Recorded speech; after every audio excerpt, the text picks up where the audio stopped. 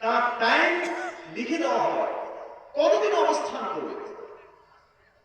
যতদিন অবস্থান লিখে দেওয়া হয়েছে ঠিক ততদিনই অবস্থান করতে পারবে। এর এক মুহূর্ত আগেও যেতে পারবে না, এক মুহূর্ত পরেও যেতে পারবে না। ইদা জা আজালুহুম লা ইস্তাখিরুনা সাআতান ওয়া লা ইস্তাকদিমুন। এক সেকেন্ড আগেও না, এক সেকেন্ড পরেও। এই জন্য আমরা অনেক সময় ভয়াবহ অ্যাক্সিডেন্ট দেখি, বাস অ্যাক্সিডেন্ট দেখি। অ্যাক্সিডেন্ট এত ভয়াবহ মনে হয়েছে যে একজন লোক বেঁচে নেই, সব লোক মারা গেছে, কিন্তু খোঁজ দিলে দেখা যায় যে ৩-৪ জন হয়তো মরছে আর কিছু হয়তো আহত হয়েছে। আবার এরকমও দেখা যায় এত ভয়াবহ অ্যাক্সিডেন্ট কিন্তু তার গায়ে একটা বুলেট পোকাও লাগে। এবং মৃত্যু লিখে দেওয়া হয়। সে কি শাকিউন আর সাইদুন, সাইদুন আর শাকিউন, সে কি সৌভাগ্যবান হবে নাকি দুর্ভাগ্যবান হবে, এই পৃথিবীতে এটা লিখে দেওয়া হয়। রিজিক লিখে দেওয়া হয়। জোরে বলুন, একবার কি লিখে দেওয়া হয়? রিজিক লিখে দেওয়া হয়। আমাদের সবার পৃথিবীতে আসার আগে আল্লাহ রিজিক লিখেছেন। এখন আমাদের কি করতে হবে? এই রিজিক গুলো অনুসন্ধান করতে হবে। জোরে বলুন, কি করতে হবে? অনুসন্ধান। জোরে বলুন, কি করতে হবে? অনুসন্ধান করতে হবে। বলবেন যে হুজুর, আল্লাহ তাআলা তো মায়ের গর্ভে থাকতেই লিখে দিয়েছে এই পৃথিবীতে আমরা এসে কি খাবো না খাবো, কয়টা চাউল খাবো, ডাল খাবো, আপেল খাবো, লাউ খাবো, তাই না আমরা খুঁজবো কেন? এগুলো তো লিখে আছে, লিখবো কেন আর খুঁজবো কেন? অনুসন্ধান কেন করবো? অনুসন্ধান এই জন্য করতে হবে কারণ যিনি বলেছেন আমি রাজ্জাক, আমি রিজিক দাতা, ঠিক তিনি বলেছেন তুমি রিজিক তালাশ করো। জোরে বলুন সুবহানাল্লাহ। যিনি বলছেন আমি রাজ্জাক, ঠিক তিনি বলেছেন তুমি কি করো? রিজিক তালাশ করো। আল্লাহর উপর তাওয়াক্কুল করে ঘরে বসে থাকলে চলবে না। রিজিক কি করতে হবে? তালাশের মাধ্যমে ওই রিজিকগুলো আমাদের হাতে আসবে। ঘরে বসে থেকে আল্লাহর উপর তাওয়াক্কুল, এটাকে তাওয়াক্কুল বলা হয় না। ওট বেঁধে তারপর আল্লাহর উপরে কি করতে হবে? তাওয়াক্কুল করতে হবে। আল্লাহ রাসূলের দরবারে গেছে এক সাহাবী, ওট বাঁধার মতো জায়গা পায়নি হতে পারে, এটা আল্লাহর উপর তাওয়াক্কুল করে ছেড়ে দিয়া আল্লাহ রাসূলের দরবারে গিয়ে কথাবার্তা বলে আধা ঘন্টা পরে গিয়ে দেখেছে আর ওট না। গেছে কই যে ওট কি বয়ে থাকবে নাকি? কই যে গেছে। আল্লাহ রাসূলের দরবারে আমার কি বলতেছে, আল্লাহ রাসূল আমার ওট কই? ওই কি ওট বাঁধা নাই? বাঁধবো কি? আল্লাহর উপর তাওয়াক্কুল করে ওট ছেড়ে দিয়েছে। আরে তুমি তো আগে ওট বাঁধবা, তারপরে আবার তাওয়াক্কুল করো। জোরে বলুন সুবহানাল্লাহ। তাহলে যেই আল্লাহ তাআলা বলেছেন যে আমি রাজ্জাক, আমি রিজিক দাতা, আমি রিজিক দেই, সেই আল্লাহই বলেছেন যে তোমরা রিজিক তালাশ করো। জোরে বলুন সুবহানাল্লাহ।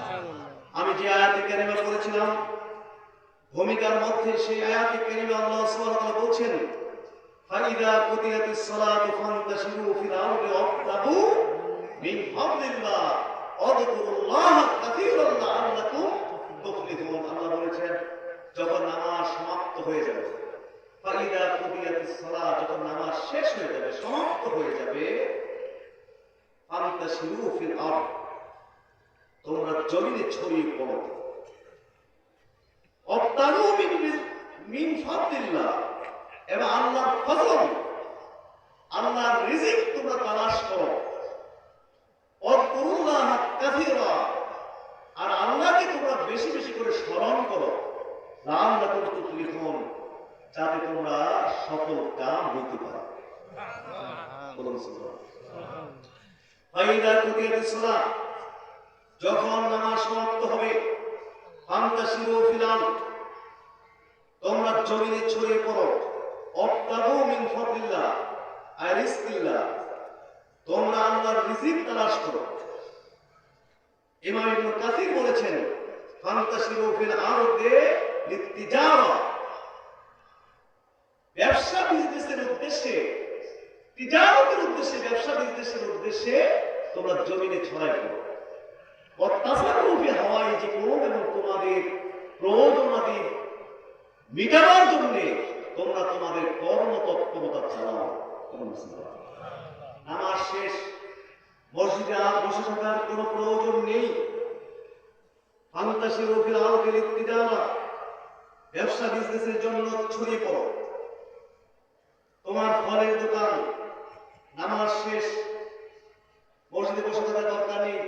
ফলের দোকানে গিয়ে তুমি তোমার ফল বেচা, তুমি ফল বেচা বিক্রি করো।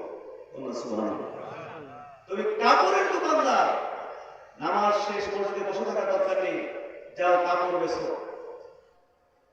তুমি মুদির দোকানদার, নামাজ শেষ, তুমি গিয়ে চাল ডাল বেচো। তুমি টাইলসের দোকানদার, নামাজ শেষ, মসজিদে বসে থাকার দরকার নেই, টাইলস বিক্রি করো।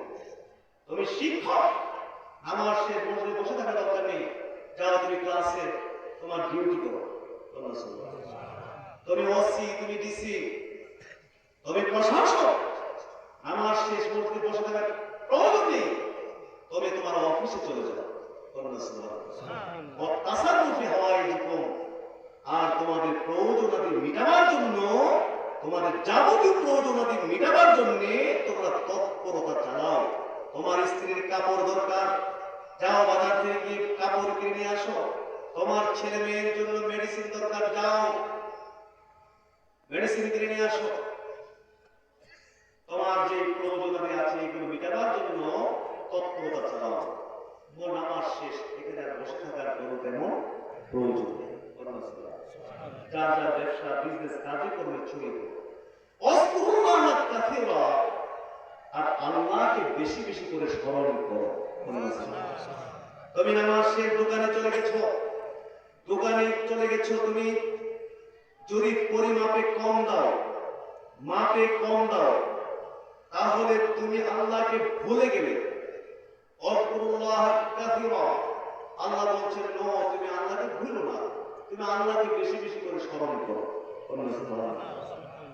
তুমি ওসি, তুমি ডিসি, তুমি এসপি, তোমার কাছে লোকজন সেবার জন্য গেছে, তুমি ওদেরকে অযথা হয়রানি করো না, ঘুরাইও না। তোমার কাছে সেবার জন্য গেছে, সরকার তোমাকে এই জায়গায় বসিয়েছে মানুষের সেবা করার জন্য এবং বেতন দিচ্ছে তোমাকে এই কাজের জন্য। অতএব হয়রানি করো না, গোষ্ঠ চাইও না। যদি গোষ্ঠ চাও তাহলে তুমি আল্লাহকে ভুলে গেলে। আল্লাহ বলে দিয়েছেন, আল্লাহকে ভুলো না, তুমি আল্লাহকে বেশি বেশি করে স্মরণ করো।